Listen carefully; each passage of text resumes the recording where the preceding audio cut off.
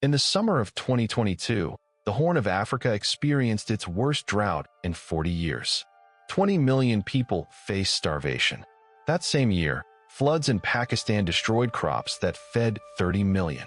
Heat waves in Europe killed harvests across France, Italy, and Spain. And this wasn't a one-time event. It was a preview. According to the United Nations, we are heading toward a global food crisis unlike anything in modern history. Not in 50 years. Not in 20 years. Within this decade, the warning signs are everywhere. But somehow, almost no one is talking about it. Here's what most people don't understand about modern food production. Our entire system is built on three fragile pillars: cheap energy, stable climate, and global trade. Remove any one of these, and the whole system collapses. Fertilizers that grow half the world's food, made from natural gas. Farm equipment that plants and harvests crops, runs on diesel. The ships that transport grain across oceans burn massive amounts of fuel. When energy prices spike, food prices follow. When trade routes close, countries starve. When the climate shifts, harvests fail. And right now, all three pillars are shaking at once. We've built the most productive food system in human history, but we've also built the most fragile. Some regions are already past the point of no return. Egypt imports 80% of its wheat.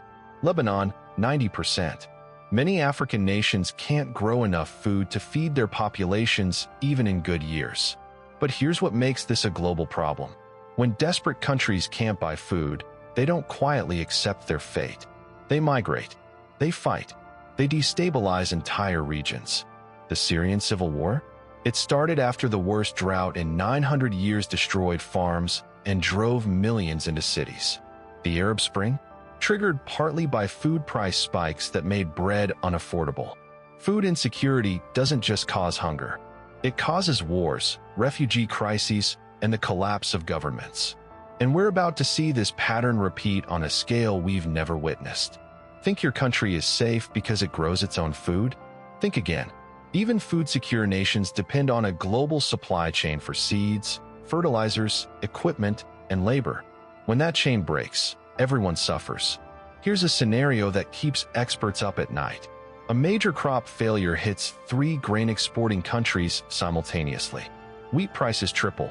Countries ban exports to protect their own populations.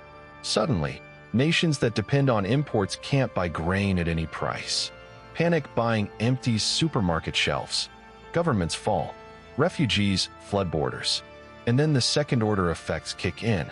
Farmers can't get fertilizer for next year's crop. The following harvest is even worse. This isn't science fiction. It's the same pattern we've seen in every historical famine. The difference is, we've never had 8 billion mouths to feed. So what can you actually do? First, reduce your vulnerability. Learn where your food comes from. Build a modest emergency supply, not out of paranoia, but out of prudence. Second, support local food systems. Every tomato grown in your region is one less that needs to be shipped across an ocean. Third, pay attention. The biggest danger isn't the crisis itself, it's being caught off guard when it arrives. The global food system kept 8 billion people alive through remarkable efficiency. But efficiency and resilience are opposites. We optimized for the former. We forgot about the latter. The coming food crisis isn't inevitable, but avoiding it requires us to acknowledge a simple truth. The system that feeds us is far more fragile than we ever imagined.